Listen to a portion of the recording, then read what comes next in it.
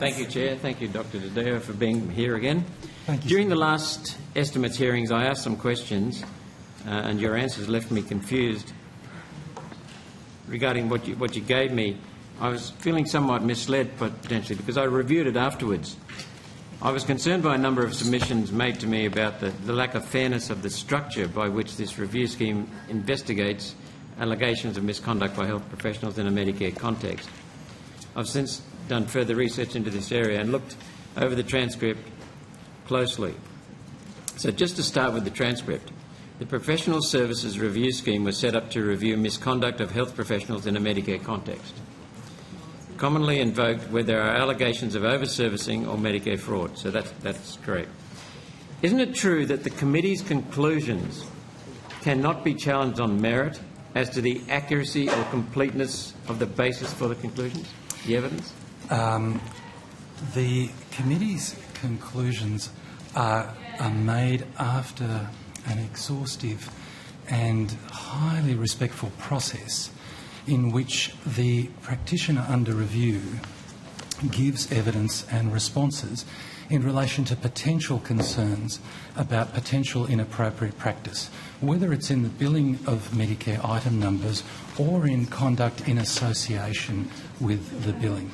And the committee process occurs after an earlier process in which the director firstly decides whether a matter will be reviewed, secondly undertakes a non-compulsory interview with the practitioner involved, and thirdly decides whether to take no further action under a 91 or a negotiated agreement or a referral to a committee.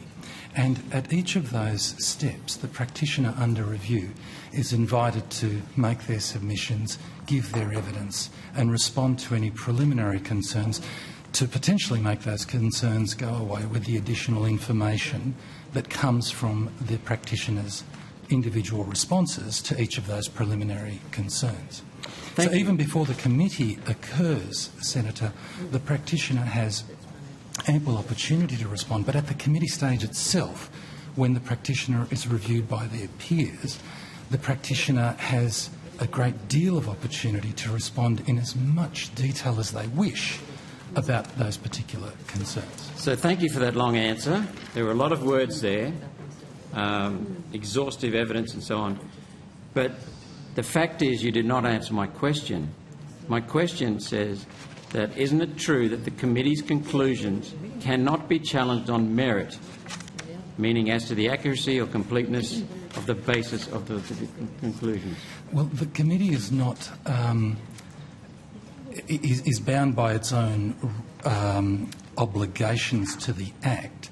Can the doctor challenge the accuracy or completeness of the evidence presented?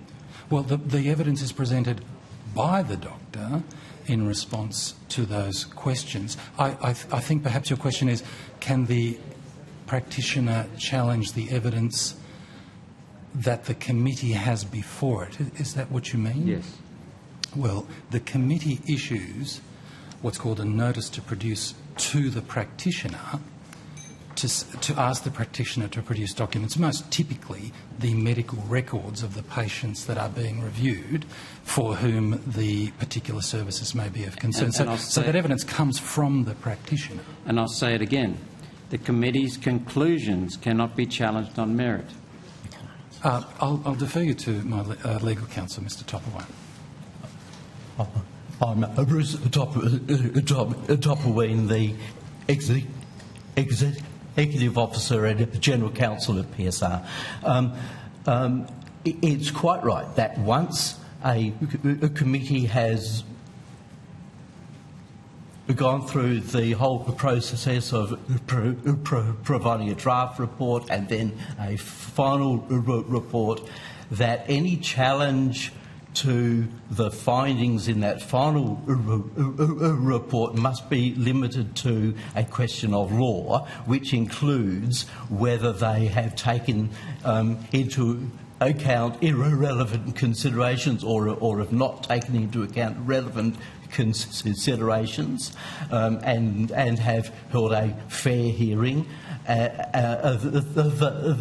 those are all questions of law, and a challenge can be made to a committee's findings on a question of law only. There isn't an appeal to a merits review body. So they cannot be challenged on merit, just on the points of law. What weight is placed on the evidence of witnesses called by the doctor under investigation to challenge the case being made by the committee? Bruce?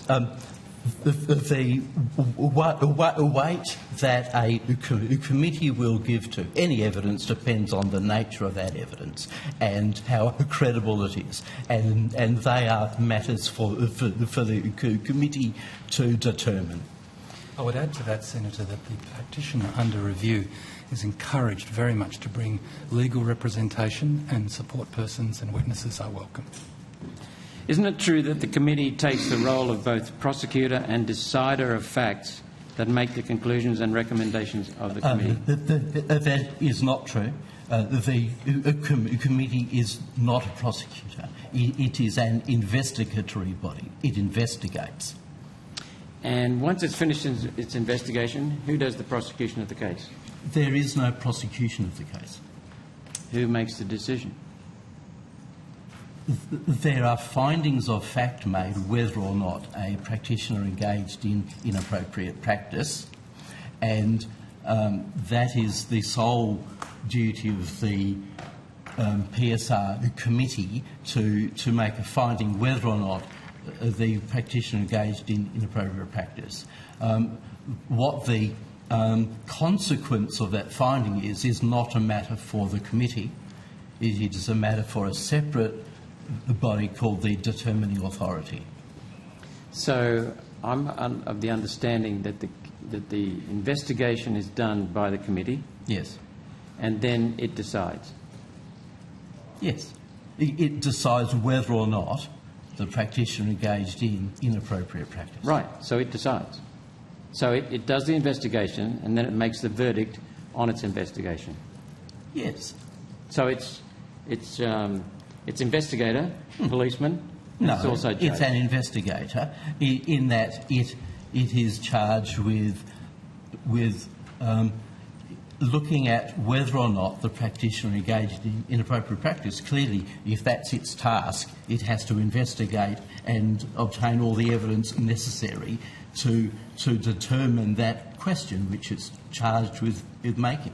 So it does the investigation, then it makes the judgment, and there can be no appeal or challenge on the merits of the case. That's right, because it is an expert body that Parliament has given the role of making those sorts of findings. We'll get to that matter of whether it's expert or not. Isn't it true that committee members undergo a training course in prosecution and investigation? They are not given any training in prosecution. They are given some training in relation to how to fulfil their task as investigating in the context of holding hearings when they question the person under review and take evidence. They are further given training, Senator, in asking questions respectfully and appropriately. Sounds good. Are they provided training in decision-making and natural justice principles? Yes, they are. They are? Yes. Is there any section of the Health Insurance Act 1973 where cross-examination of the committee's case is prescribed? The Health Insurance Act does not mention at any point cross-examination. How can the strength of the committee's case be tested without substantial questioning, given that the committee determines its own outcomes based on its own prepared case? At the hearings that the committees hold, the person under review is entitled to question any witnesses. They are able to present whatever evidence they wish to present to the committee. Isn't it true that any appeals from the committee's decisions are limited to procedural issues and merit review is not allowed? I think you've already answered that question. Yes. Why is there no senior lawyer or judge as part of the committee to ensure fairness of process?